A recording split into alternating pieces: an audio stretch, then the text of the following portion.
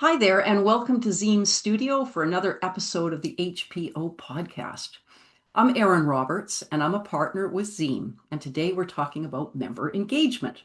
This is one of the hardest things for membership associations to track and to influence, and yet it's the key to everything. Member retention, member attraction, volunteer attraction, and retention, these are all dependent on member engagement. For those of you who are joining us for the first time, Zzeem is a consulting and association management agency, and it's our pleasure to have you join us. For those of you who are regular attendees at our events, you know that we deliver practical, valuable, relevant information in less than 45 minutes that you can use immediately. These events also give us an opportunity to share with you some of the work that we do. So when you're looking for help, we hope you'll reach out to us. So today we're going to talk about some proven tips and tactics to increase member engagement. Before we get there, I just want to talk to you about the HPO. What is an HPO? An HPO this is part of the High Performance Organization series, and the HPO podcast is a reference to that. If you'd like to find out more about the HPO, just scan the QR code on the screen and you'll find out more. Also, if the link for this podcast was forwarded to you, use the QR code on the next screen here to get your own personal subscription and don't miss an episode. I just want to let you know that we do actually have a full slide deck for this episode. Just ask for a copy. We'll give you the email information at the end of this podcast.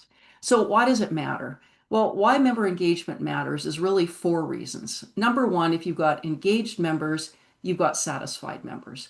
If you've got satisfied members, they're probably going to renew their subscription. It's going to be easier to attract new members, and it's going to be easier to attract volunteers.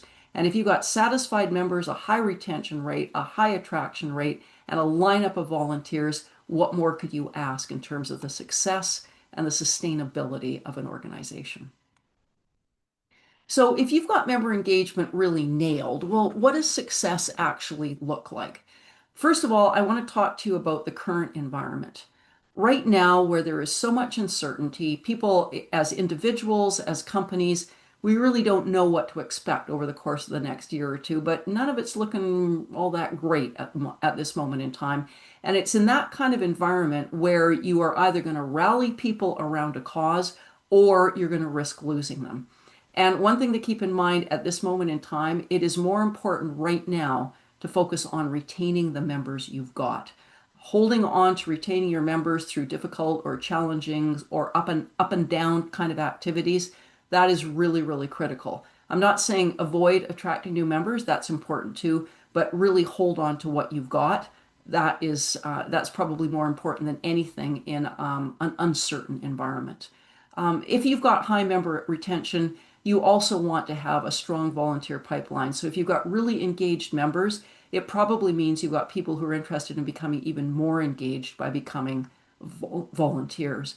And you'll also have high participation rate in your events and in your programs. And that's really what we're looking for. That is how we're demonstrating our value to our members. It's how they're getting value in terms of what they're doing. So that's what success looks like when we've got really engaged members.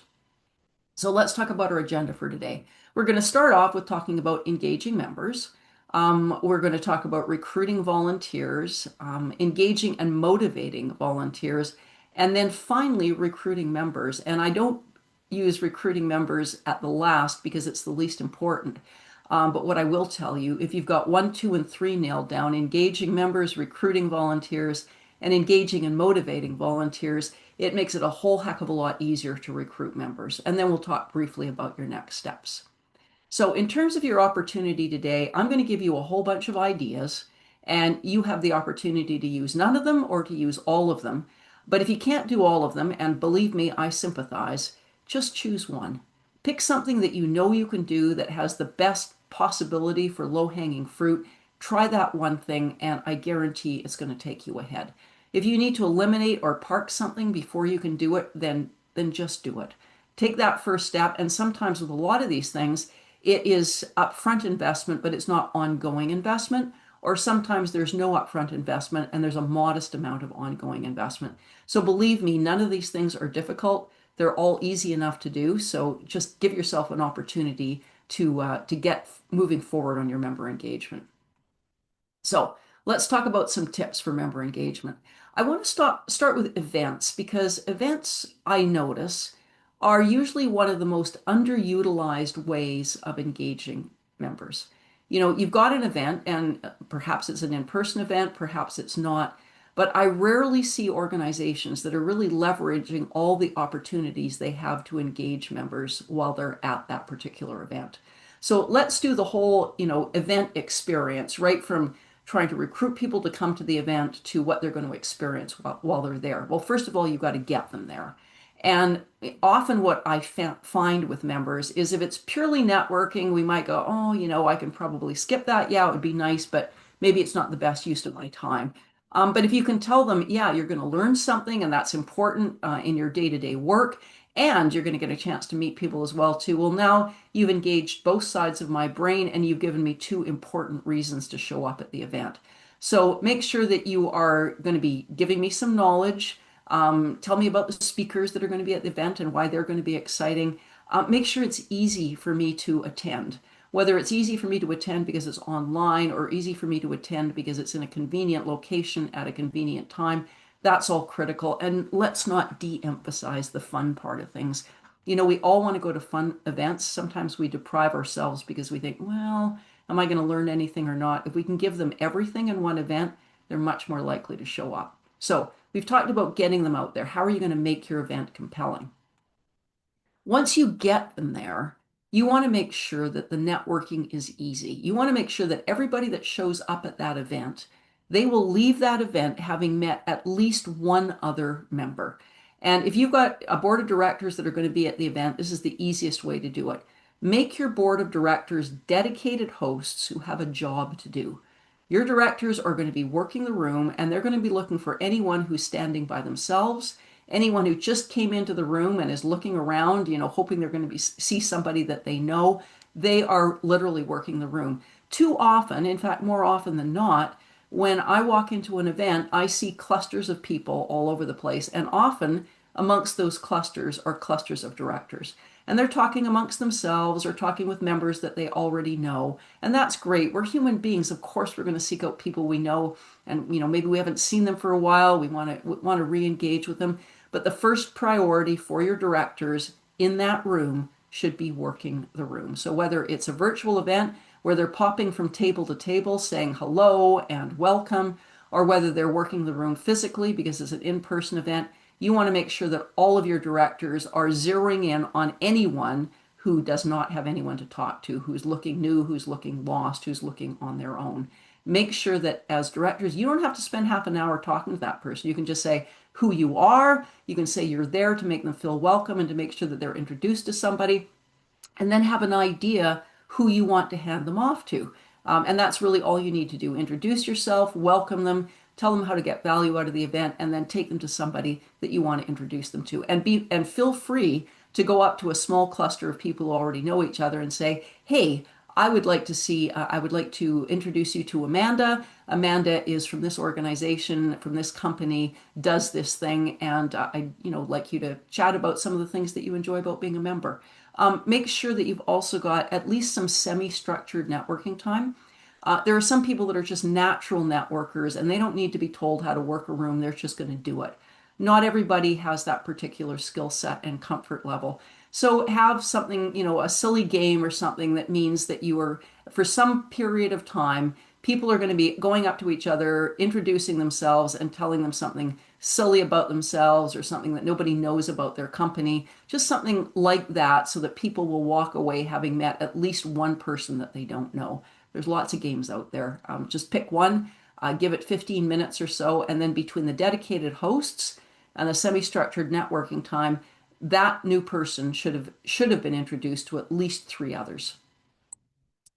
The other thing to keep in mind is one of the mistakes we often make with events is we find a successful formula that brings out a large percentage of our members, and we don't dare change that formula. We figured out somehow that breakfast is the best time to get people out. This particular venue works the best. This kind of food and beverage works the best. And this kind of price point works the best. And so what we do is we keep doing the same thing over and over again. And that's not a bad thing in the sense that if that is what attracts the maximum number of our members, then that's what's going to get the maximum number of people out to that event. But keep in mind that often what you're doing by doing kind of the same thing over and over again is you're getting exactly the same people out. So if you've got 1,000 members and your major event gets the same 100 people out every single time, then that's 900 members that really aren't engaged with your events at all.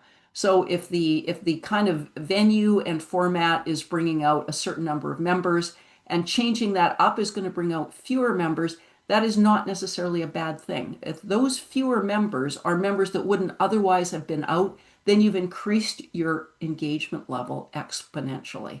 So it's not just about the numbers, it's about the mix between who's showing up to one event and who's showing up to another. So keep all of these things in mind: your format, your timing, your venue, the attendees that show up, your food and beverage, your price point. Mix it up a bit because that's going to broaden the level of engagement of the members that actually show up. Remember, if I feed you your favorite meal, 3 meals a day, you're soon going to get very tired with it and you're going to say, you know what, I can probably skip it. And people are the same way with events. Make sure you're mixing it up. Also, keep in mind marketing. You know all about, keeping it short, explaining what's in it for them by attending, making sure that your subject line and your first line are totally specific, all of those things. There's a couple of additional things that I want to add here. Ease of registration. One thing I find is often we have membership employees who do a great job of the marketing. They write a great pitch. They get it out there. They just do a great job of everything, but they don't check the user experience. And so what happens is you see a very compelling email, you go to click on it and register, and all of a sudden you're in some kind of circular hell. The link wasn't checked, or it wasn't checked to be easy, or the information on the registration link is somewhat different than it was in the email. Make sure that the people that are putting this together on your team have checked the whole thing, soup to nuts, as it would be if they were an external person coming into this event. Don't forget that important final step. The other thing to keep in mind here is make sure that you reach out to the people that are members that have a circle of influence. Just send them the link to the event and say, hey, would you mind sharing this around your workplace? And here's the information about why people might want to attend. Here's the member rate, here's the non-member rate. Use the people in your organization that have that circle of influence. And by the way, this will often be the suppliers, not just your core members, but the suppliers. Keep in mind the people that sell to your core members have a very broad contact list. And in fact, it's their job to reach out to their contact list. And often it's nice for somebody who is in sales to have something other than their own product or service to reach out with, or at least to start the conversation with. Hey, did you know that our organization is having this event? Join me, I'm going to be there. So don't forget your suppliers. Now that's events, and that's an important thing that I think most organizations can do better than they're doing now. The other thing to keep in mind in terms of engaging members is doing a survey. If you can get a survey done every year, something topical, something interesting. Some organizations do a member compensation survey every year. Sometimes they're doing something more topical. This year, obviously, AI is all over there. A survey is a good way to get members engaged, and sharing your survey results via an online event is a really good way of getting your members engaged as well, too. So consider a survey as a way of engaging your members.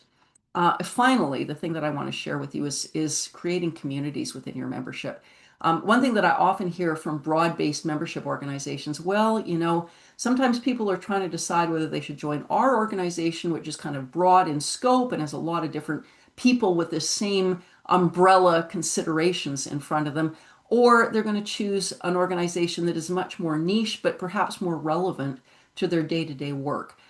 You can accomplish both by having special interest groups or communities of practice within your broader organizational membership. So, think about what kind of practice groups or special interest groups you could potentially have, And also think very seriously about the resources that you've got on staff. Remember, for every community, this is going to be a lot of organization, it's going to be a lot of extra work. Make sure that you've got the resources to be able to manage this. And delegate as much as you can to special interest group community leaders. The key here is figuring out what communities are going to be valued and getting the right people in leadership in there, people that are absolutely passionate about that community, that special interest group. Now let's talk about the onboarding and the renewal process. Why are we talking about this when we're talking about member engagement? Because every time it's time to renew membership, that is an opportunity for the member to think, how much do I care about this? And if they're really engaged, the chances are they're going to renew. Same thing with onboarding. Your member has just made a decision to become a member. Now they're looking for validation that that was a good decision to make.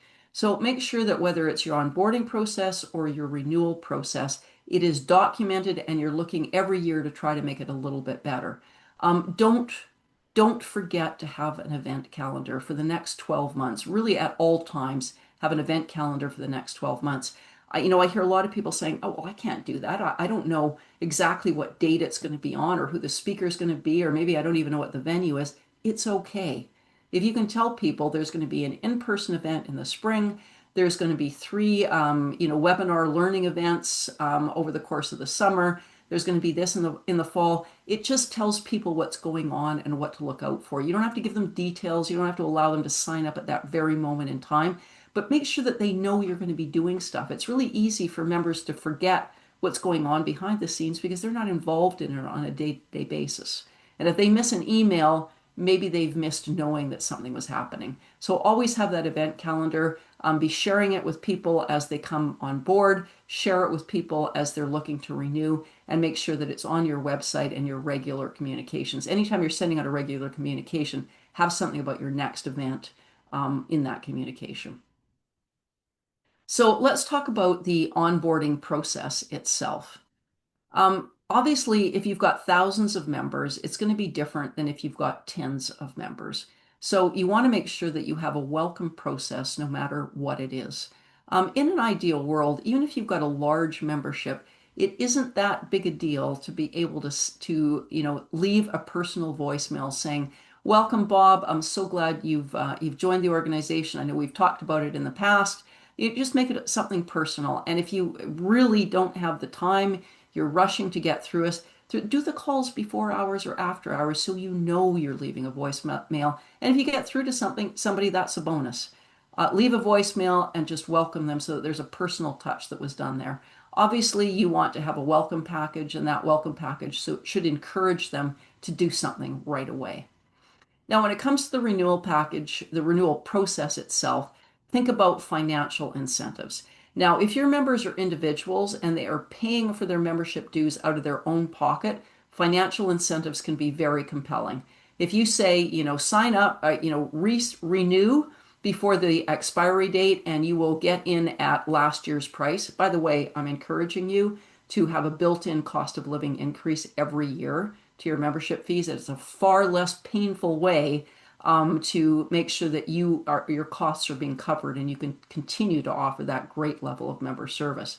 And it costs you very little to offer that incentive. You're going to get grandfathered in at the old price. It'll be, maybe 2% less than people who are renewing earlier, but it can be an incentive for people who are paying for it out of their own pocket. Also consider you can get maybe if you pay before this expiry date, this event you'll get an extra incentive. It's not just the member rate, but maybe something else as well too.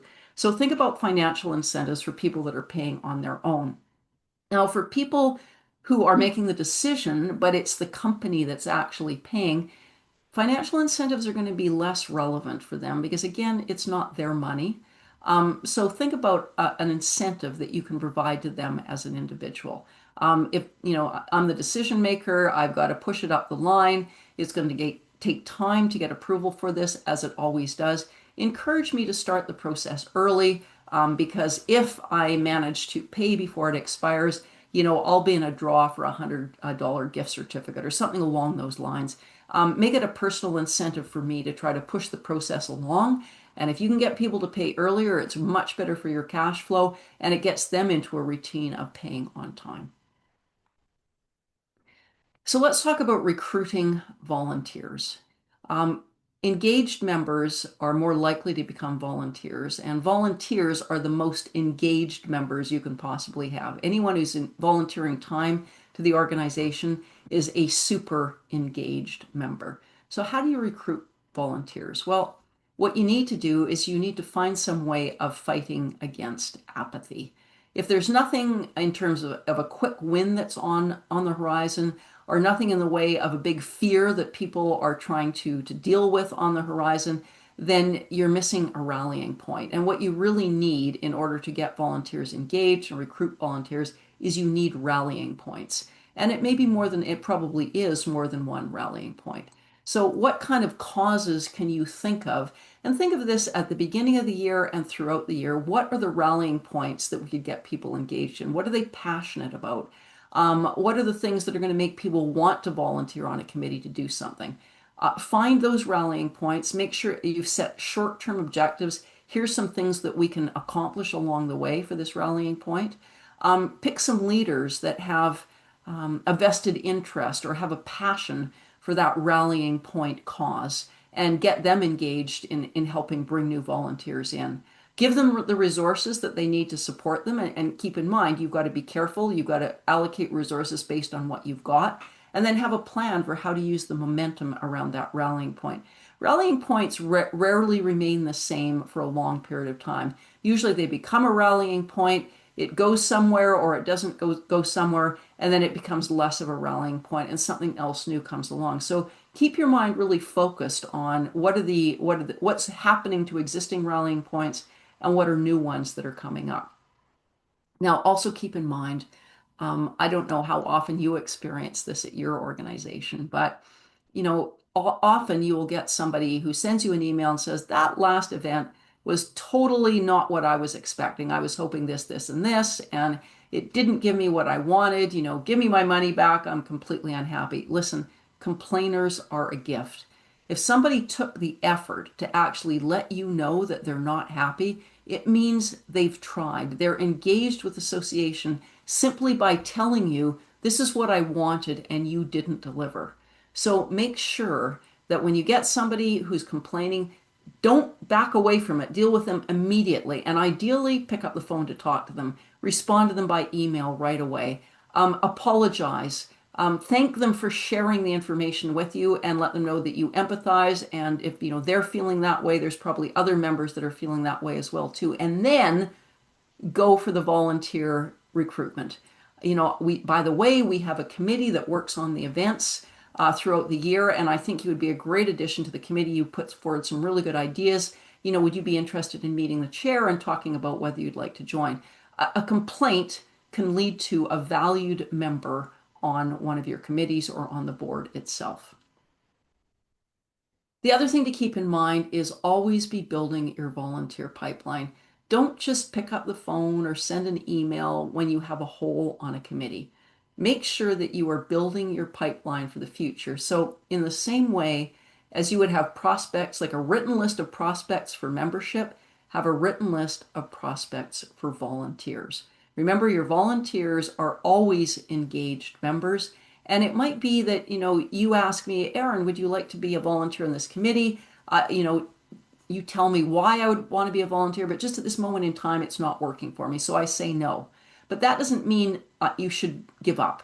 It means you put my name on the prospect list. If I said anything other than, I hate being a volunteer and I will never do it in my life, put me on the prospect list. And a year later, call me up. Keep in mind, how you're building your pipeline is through a combination of call outs to the entire membership. You want to make sure that your whole membership knows that you're recruiting for committees and that everybody is welcome and there's certain skill sets you're really looking for. You don't want to just be tapping the shoulders of people that you know. But at the same time, you don't want to be not tapping the shoulders of people that you know. If you know somebody would be a good committee member, make sure that you reach out to them and be specific. Let them know why you think that they would be a good choice for that committee and why their contribution is actually relatively unique because of the perspective that they bring to it. Think, who are the people that you're most likely to want on a committee? You want those squeaky wheels, those complainers, because now they actually, now they've got skin in the game. And having complained before, they are probably voicing something that is true of other members as well, too. So they can help to stop other members from feeling the same way. Also, influencers. The more influencers you can bring on as volunteers, you can be using their circle to get more members engaged and also to bring in new members as well, too. Now, in terms of recruiting the volunteers as individuals, there's really four things you want to be thinking about when you're doing a direct outreach to recruit a volunteer. Number one, pitch it as a leadership opportunity. There's a lot of people who, in their regular jobs, do not get a lot of opportunity to learn leadership skills. And even those that are in leadership skill areas in their day-to-day jobs are not necessarily getting the full range of leadership education and experience that perhaps they would like. So it's not so much pitching it as we really need your help and please join us. That should definitely be part of it. But this is an opportunity for you. Pitch it as an opportunity for them and be specific. If you're talking to me, say, Aaron, this is why you would be exactly the person that we're looking for. It makes me feel flattered. It makes me feel that I've got something to bring to the table. It makes me feel that I'm just more than a beating heart and a pair of hands.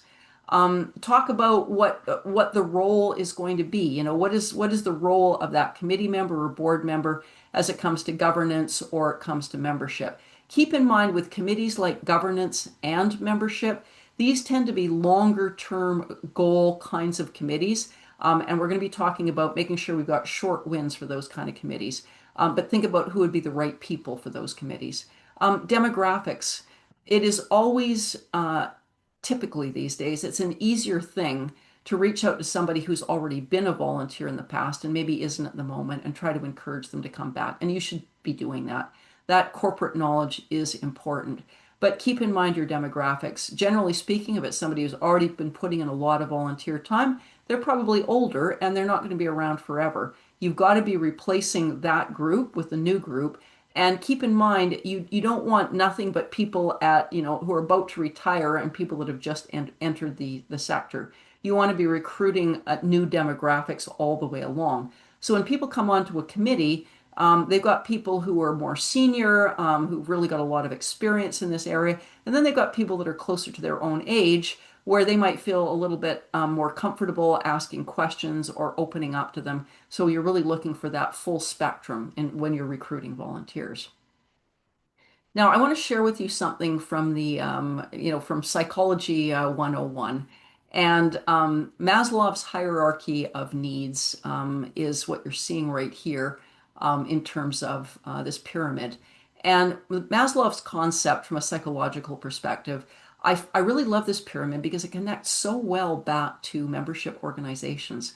The concept here from Maslow's perspective is at every level of consciousness, I guess, you have to have that level satisfied before you can move up the food chain. So, if if you don't have food on the table and you're starving, you're not going to be spending a whole lot of time focusing on self-actualization. You just don't have the time. You're trying to get food in your stomach. And it's really but once you get there, once you've got your physical needs more or less satisfied, you can start thinking about safety. How am I going to protect myself? How am I going to protect my property? And then you move up to love and belonging. That's family, that's friends. Now we've got time to have family and friends. And then there's the whole esteem thing. I want to have a role in my community. I want the esteem of my peers, and then all the way up to self-actualization, where I'm becoming a bigger and a better person as a result of moving up the pyramid here. In membership associations, we have every single one of these except the physiological. Safety part, often we're sharing information that's going to protect our members from a downside or at least make them aware of the downside so that they can mitigate the risk. Belonging, that's all about being part of a group where people understand where you're coming from because they have something in common with you. That's why you both joined the organization. Something that you feel passionate about, something that drives you mental, but you've got that sense of belonging.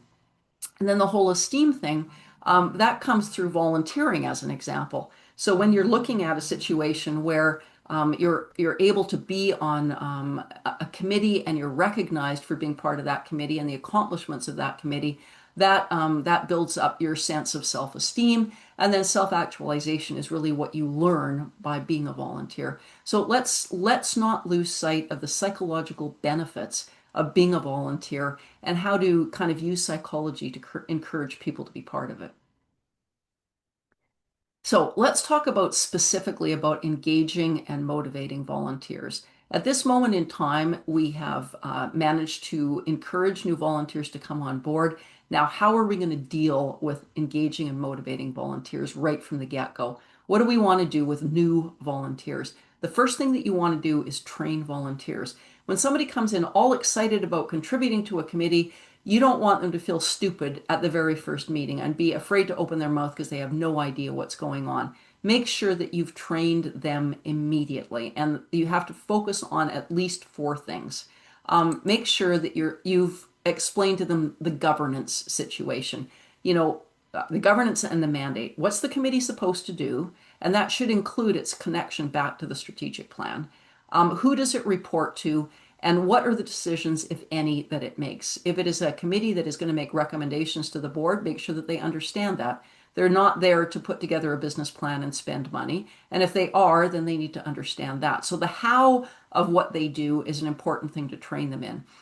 Making sure that they understand how things work. What's the connection between the committee and the office? Who's who are the people, who are the go-to people that they go to ask questions, whether it's from a committee perspective, whether it's from a staff perspective. Make sure that they have a list of people that they can call and they know why they're going to call them. And make sure that every single one of your volunteers understands your member value proposition. You know, if somebody's trying to decide whether they should become a member or not, one of the first things they're going to consider is talking to another member and preferably another volunteer, you know, somebody who's got some profile within the organization. And you need all of your volunteers to be able to say, well, here's what's in it for you. Some things you might want to think about it are here's the things that are maybe going to mitigate your risk, maybe make you feel better or indulge your passion or help you to do something you couldn't do on your own. And make sure that every volunteer has their own personal story. Here's why I became here's why I became a member, and here's why I continue to become a member. By the way, those are often two different things, and I'll share those with you in a minute. Uh, Once they're trained and at about the same time, connect them with other volunteers. Remember, one of the reasons we volunteer is to make connections. And one of the best ways of making connections within our community, within our profession, within our industry or our sector is making connections with other volunteers. So make sure that you are introducing them right away to people that are on their committee and maybe explaining why this person is on the committee. You know, Bob is really good at this. Sharon, I know you're going to appreciate that because you're really good at that too. And give them a reason to have a conversation, something to talk about. And by the way, make sure that the chair and the CEO reach out to new volunteers right away. Oh, Bob, I'm so glad you just joined. I've heard from Emily that you're a new recruit and that you know this is all these great things that you can bring to the table. Make sure that that level of appreciation is being shown right away to new recruits. Another thing to keep in mind is make sure that you give everyone who's on a committee or a task force a virtual certainty that they are going to have a quick win sometime within the next 12 months that is pretty much absolutely guaranteed to happen. If you've got a kind of a really long-term committee like governance, for example, well, a governance committee is there to provide oversight. It's there to, you know, help take the organization to the next level from a governance perspective. But that kind of committee isn't really known for its quick wins. So if you're going to put somebody on any committee, make sure that every committee, in terms of what they're supposed to accomplish this year, has a couple of quick wins on there. So what you're looking to do for your volunteers is to make sure that by the end of 12 months, they have a sense of satisfaction about having achieved something. Make sure that you recognize them to their peers for that accomplishment.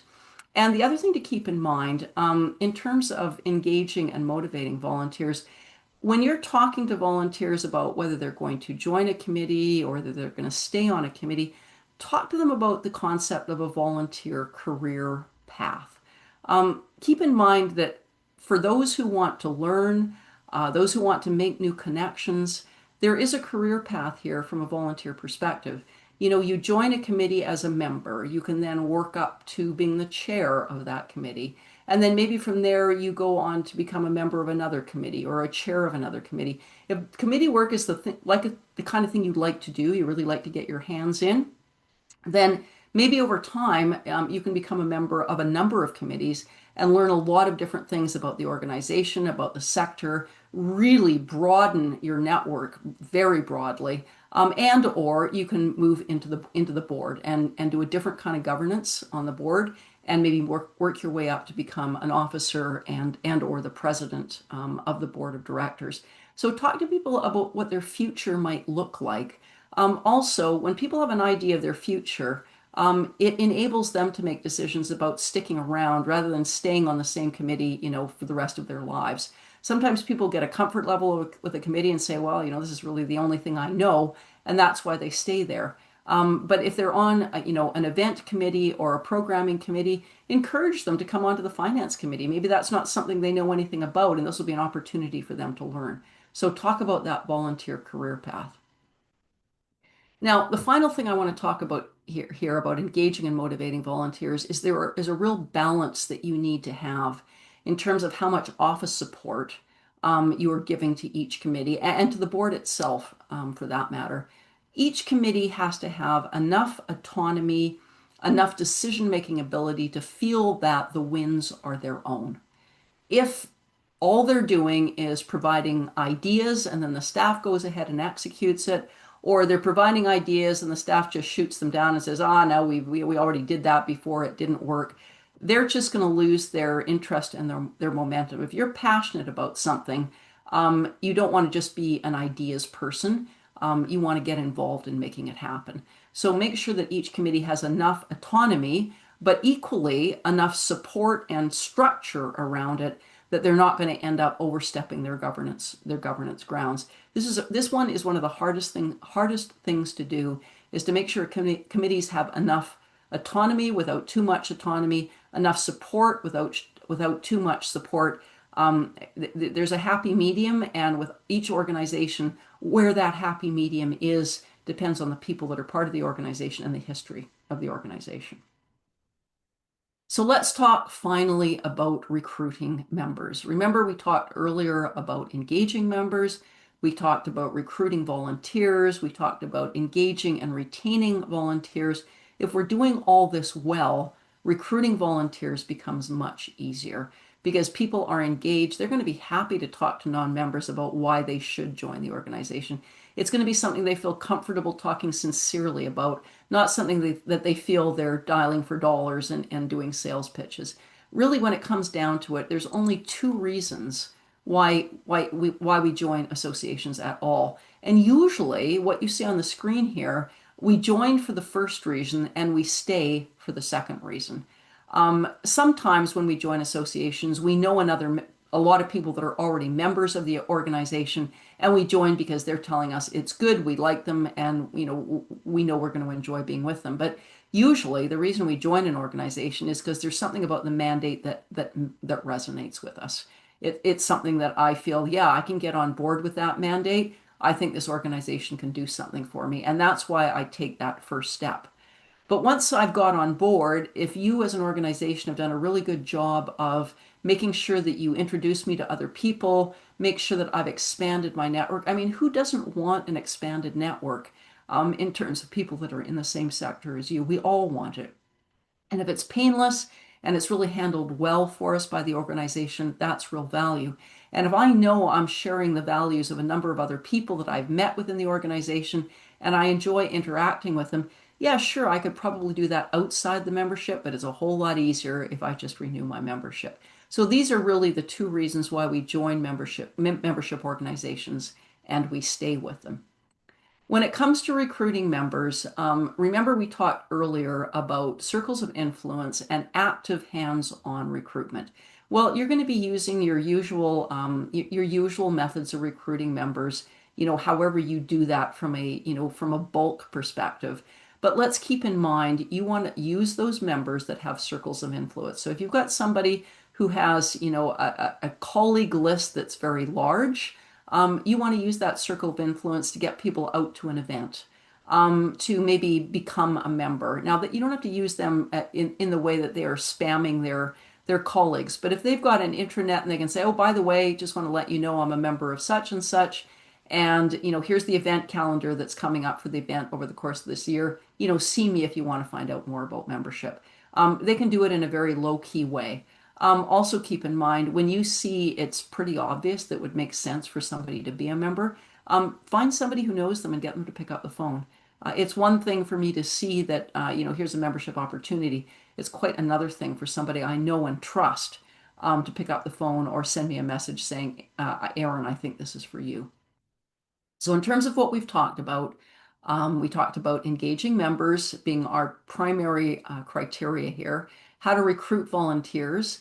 Once we've recruited them, how to engage and motivate them, and then finally recruiting members. And remember, we said it's a whole lot easier to recruit members if you focused on those other three. A lot of us at membership organizations, we skip directly to the new member attraction campaign. We don't think about all these other things, which are all feeder lines, which are making a new member attraction campaign that much more successful. It isn't about smiling and dialing. Membership decisions are not about buying, a new type of soap. Membership decisions are, it's about the money. It's about, am I going to get engaged? Is there something there for me? Do I have the time? Do I have the interest? Who else is part of the group? Are there members there that I respect? Recruiting a membership is rarely a 5-minute conversation. So you need to be thinking about how you're doing all these other things that are going to support the membership recruitment process. So in terms of summary, we talked about first finding your rallying points. What's going to be happening for the people that are part of your organization, part of your industry and your community, your profession over the course of the next 12 months? What are the rallying points going to be? And start looking to assign mandates to certain of your committees, thinking about people that are key in your community that really focus on that type of a rallying point. Make sure that you've got those rallying points lined up so that people have a reason for enthusiasm and engagement at every single year. Remember, we talked about using your events proactively. Make sure at every event you've got your directors out there working the room, whether it's a virtual event, sitting at different tables, whether it's an in-person event, whether out there shaking people's hands and introducing them. Use your events. Onboarding and renewals. Make sure that there is a process for each and you are using those 2 points of contact really effectively to encourage people to get involved, and get involved again as they renew, get involved from the beginning as they onboard. Make sure that you're building your volunteer pipeline. Remember, it's a pipeline. It's not we wait until we've got a hole and then we drag somebody in with a heartbeat to fill it. We want to have a prospect list of volunteers that would all be great. And at any given point in time, maybe that's the right time for Bob to join, even though he hasn't had the time to do it so far. Think about training your volunteers. This is really important. Once Bob has decided he's going to be a volunteer, he's going to come on with a certain level of enthusiasm, and you don't want him to feel foolish. You don't want him to feel insecure because he doesn't know what's going on or know who to ask, or he's afraid to ask what he thinks might be a silly question. Make sure he's trained right away. Make sure you manage your committee so that each committee can have a quick, easy win at least once a year, so that they have a sense of accomplishment and that they're recognized for that accomplishment. And finally, make sure that every single volunteer understands your member value proposition. Remember, your member value proposition is not what you do. That's what we do. It's our mission. It's our mandate. Call it what you wish. Our member value proposition, that answers the question to the prospective member, what's in it for me? Why should I bother? Why should I care? And make sure that all of your volunteers can answer that question and that they've got a personal narrative that goes along with it. Here's why I joined the organization, and here's why I stay. So, in terms of the next steps, I encourage you to review your event strategy and make sure you're using those events to engage members. It's not just about getting them in the door. Once they're in the door, what are you doing to engage them?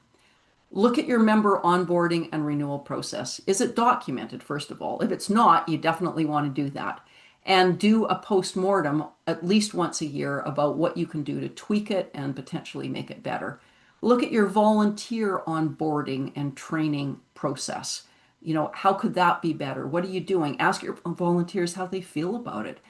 Did it work for them? Did they feel they could come right out of the gate feeling very comfortable contributing? And also have a plan to build your volunteer pipeline. It's not just asking people at the moment in time that you need them if they want to come onto a committee. Ask them before you need them, and then they're in the pipeline, and you've got more than one person to choose from. And finally, make sure that you have articulated your MVP, that everybody understands exactly what your member value proposition is. So, in terms of what to do next, we've given you a number of tips, a number of tactics, some suggestions. Maybe you can do all of them. Maybe you are doing many of them right now and doing them well. At least pick one thing. Pick one thing that you figure you can get. It's low-hanging fruit. You can get results from it right away. It fits in well to what we're already doing. Don't beat yourself up for the things you're not doing. Just pick one thing you're not doing, and I guarantee it'll have a positive result for you. If you've got to park something else that's part of your regular business, and I know all of us have no extra time in our day, put something aside for a little bit so that you have time to at least get started on something. Maybe it's something that you only need to invest up front in, and then after that, it takes care of itself. Or maybe it's no upfront investment, but it's a little bit of time on an ongoing basis that's going to have a really good reward. So, if you'd like some help with your member engagement, please feel free to reach out to us. Let's have a quick chat and find out if there's a fit or not.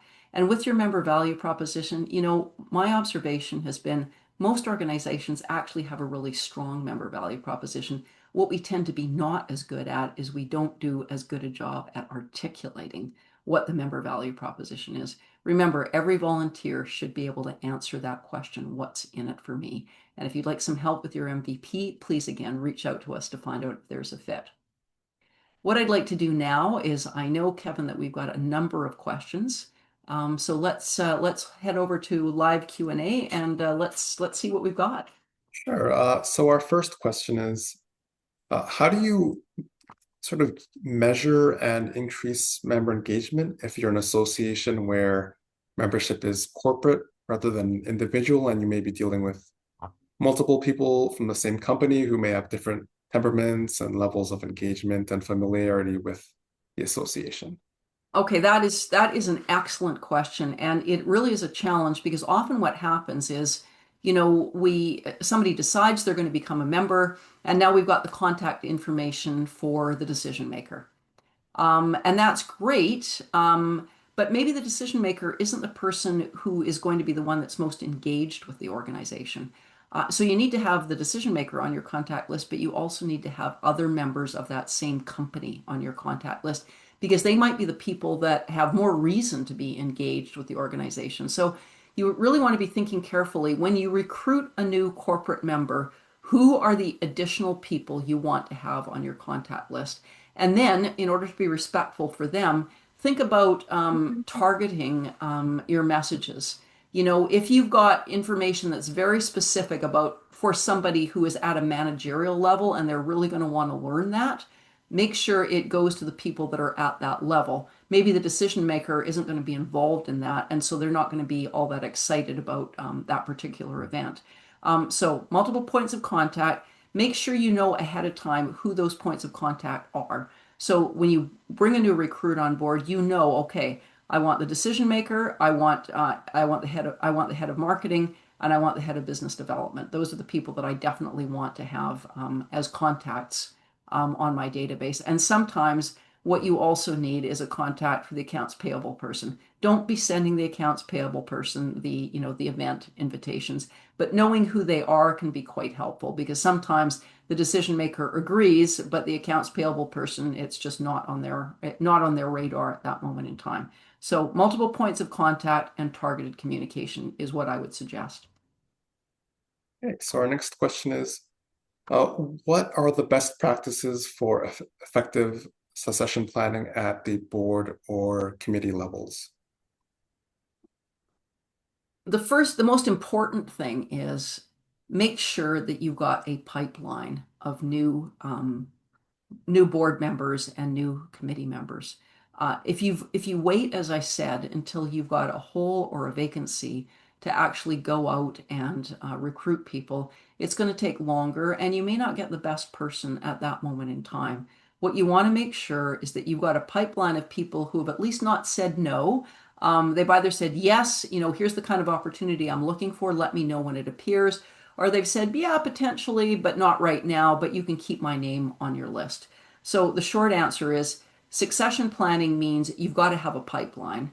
And equally, you've got to have a way of rotating people on and off committees. Sometimes you've got somebody who just does an excellent job, but they've been on that same committee for 10 years. Is that the right thing to do? It might be. It might be that, people, if you are very specific in terms of what that committee is doing, and maybe it makes sense to have somebody on there for 10 years. But it might be more interesting for them and more useful for the organization is after 4 years or 3 years, they rotated off that committee and potentially onto another committee. And so by the time they're onto the second committee, they actually know something about what the first committee was doing and they can contribute more to the second committee. So building your pipeline, tracking your prospects, and having a process of succession where, unless it is appropriate to have people for a long time on a committee, where you're cycling them on and off of committees and hopefully spreading their knowledge around. So what are some effective and intentional strategies for increasing member engagement? I know you covered a couple, but are there any more that uh, people should be aware of? I think I would go back to the ones that we talked about. Use your events effectively to engage your members. Recruit the complainers. A complainer is a very good thing. Don't back away from the complainers. Try to grab them in and get them involved right away. Vary your events. Make sure it's not the same meal every time with the same people showing up at the table. If you can have, a smaller event, but with people who aren't normally at the other events, that means you've engaged more members. Also, create your special interest groups.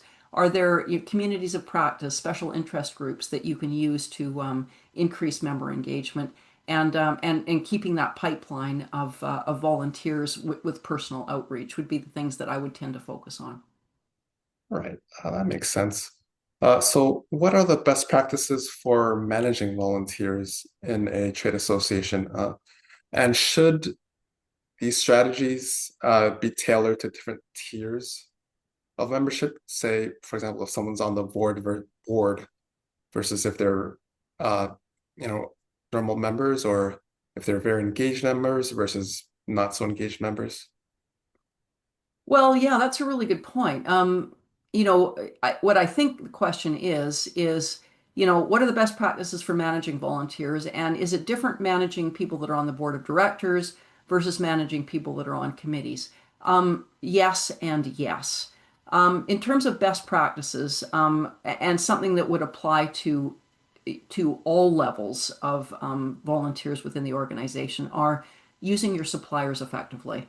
Most organizations have their core members, and then they also have as members the people that are suppliers to the core members. In other words, they have stuff to sell to the core members.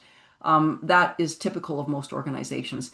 And using the suppliers effectively is one of the best ways of doing it. Remember, your suppliers, they are actually getting paid to make contact with your core members. So that's their job. They're doing it anyways.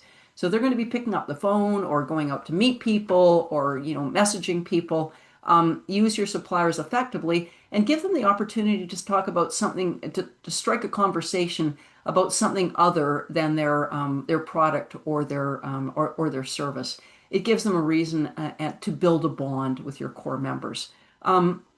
Remember, we said make sure your volunteers are well trained. That is true for every single level of volunteer. Often, we'll say, well, we want to make sure the board of directors are, they're trained in governance or whatever the case may be. But our conference committee doesn't need training. They all need training. So make sure that that's the case. And when you're recruiting volunteers, recruit volunteers based on their interest, their talents, and their habits.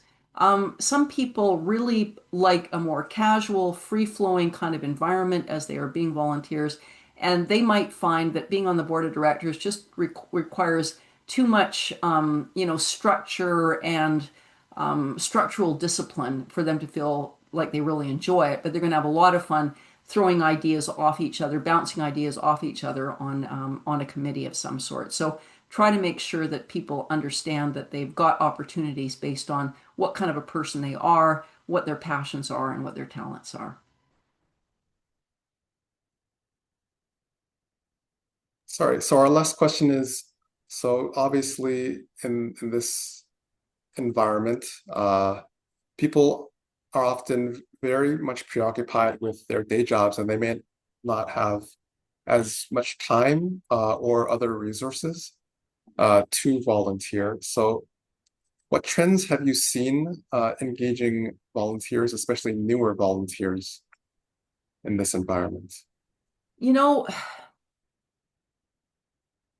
on the one hand, it is probably true that people have less time than they did before. And that has an impact on whether people are willing to volunteer and whether they're willing to attend networking events for sure.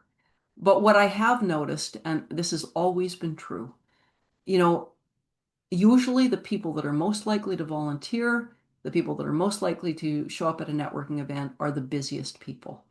And we as human beings, we will make time to do something if it gives us energy or it gives us pleasure.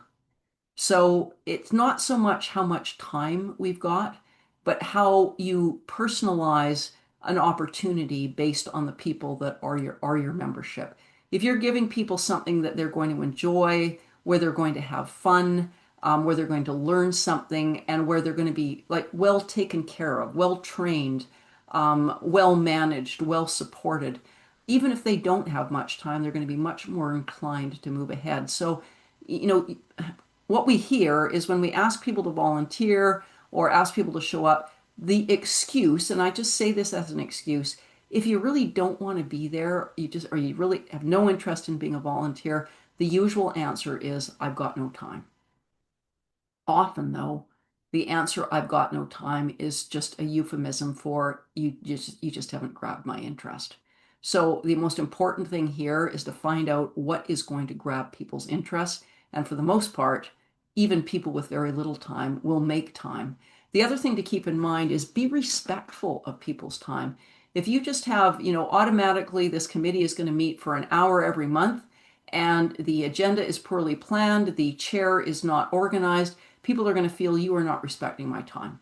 So make sure that you've got a really good process for managing committee meetings and everything goes boom, boom, boom, boom, boom. It's well organized, stuff gets done, and people feel that their time is being respected. Thanks, Aaron. That was the last question. Alrighty, well, let's talk about our next podcast on November 6th. We're going to be talking about governance. Is it time for a tune-up? And we're going to be talking about the elements of governance that can really help your board move forward. Whether you realize it or not, the quality of your governance will actually impact the quality of your operations. So if you can do any kind of a tune-up on your governance, you will actually see results very, very quickly. It's eligible, if you are a CAE, eligible for one CAA credit.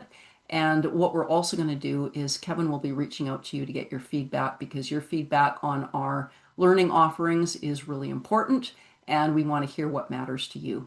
Thanks very much for joining us and we'll see you next month.